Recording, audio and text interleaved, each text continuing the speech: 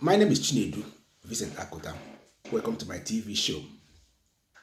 On today's episode, I want to talk about Atiku's presidential campaign to Oka, Anambra State on the 15th of December. I think I got it right, 2022.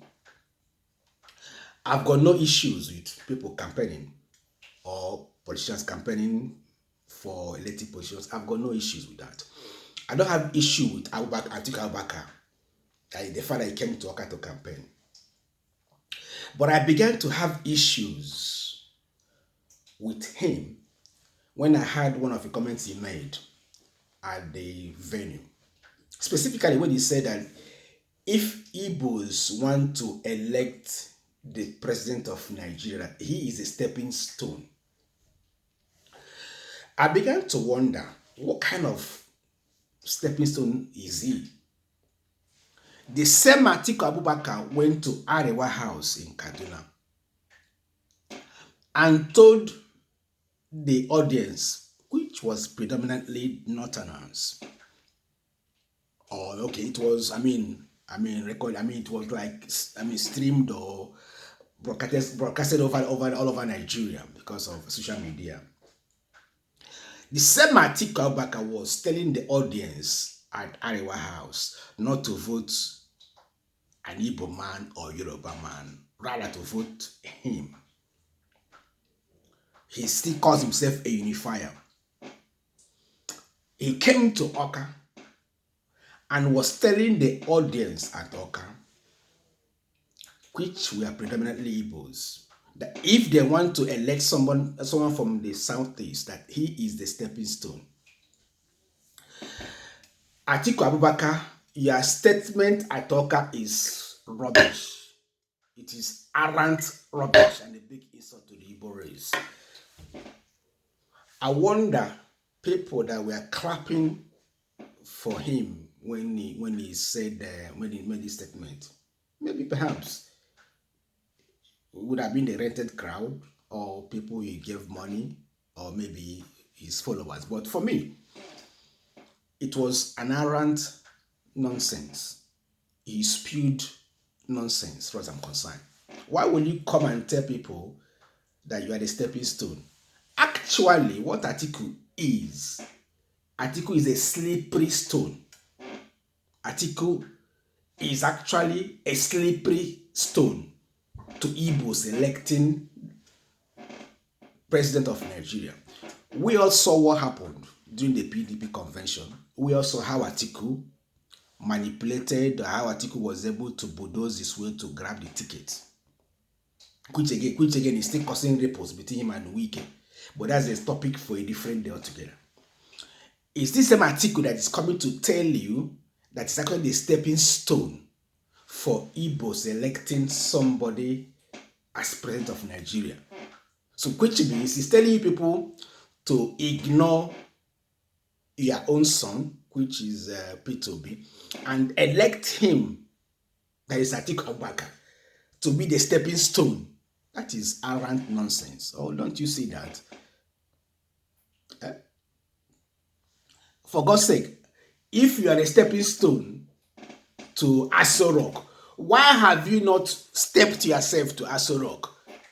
Why has Atiku Abubakar not stepped up himself to Aso Rock?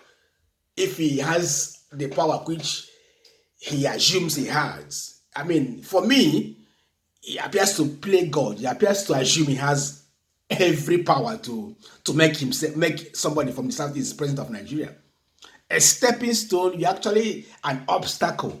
You're actually a slippery stone to Igbos electing someone as president of Nigeria. That aside. My second issue with Atiku's campaign visit at Oka was pictures I saw seeing the Obi of Furniture, the revered Obi of Furniture, who is like the number one traditional ruler in the whole southeast. Seeing the Obi of Furniture at Government House Oka, standing up, addressing Atiku, while Atiku was seated down, or Atiku sat down. Now, that picture speaks volumes. That picture sent a wrong signal. I don't know how people view that picture. But can you imagine, can you imagine, God forbid, can you imagine, let's say, the Emir of Kano or the Sultan of Sokoto coming down to government house Sokoto to address a politician that is not even an office holder, that is not even elected person, is only an aspirant. Can you imagine Emir of Kano coming down to Kano State Government House to address a politician, and the Emir of Kano will stand up while the politician will sit down? Okay, let us reverse the example. Can you ever imagine the revered and respected Oba of Beni, for example, coming down to Edo State Government House to address a politician? The Oba will stand up and the politician will sit down. It's never done.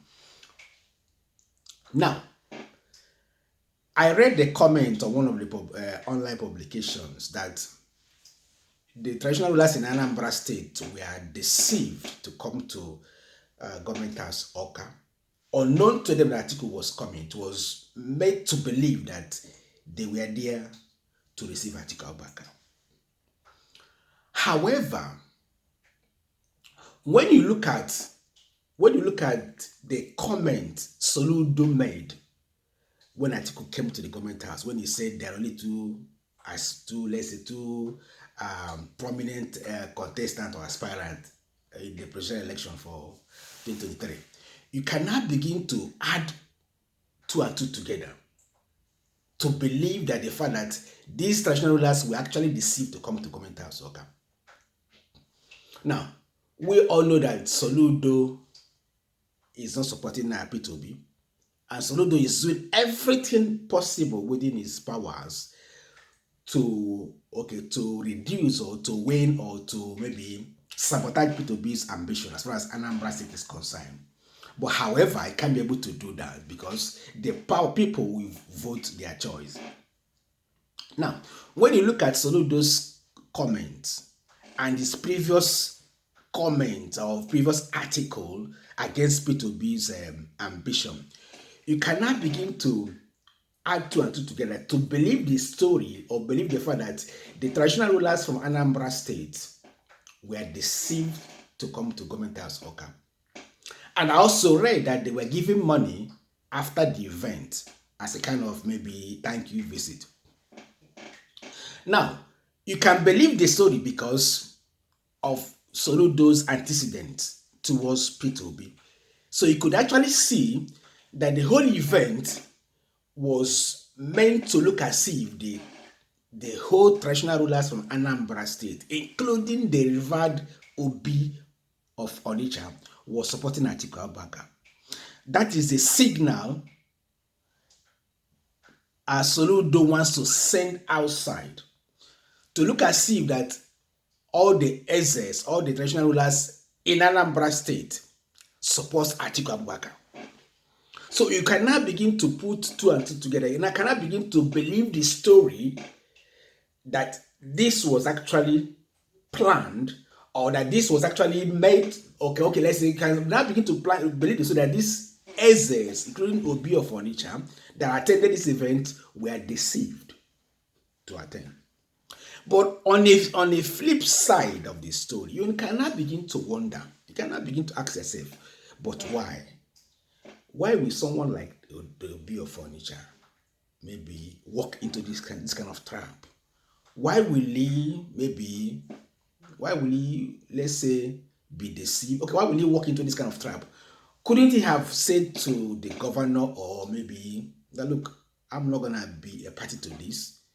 He's made to look partisan because attending an event at government house, okay, speaking while Atiku was seated down, made everything to look as if the OB was partisan and that it was supporting Atiku Abubakar, which again was the game plan Soludo was trying to put out to the public.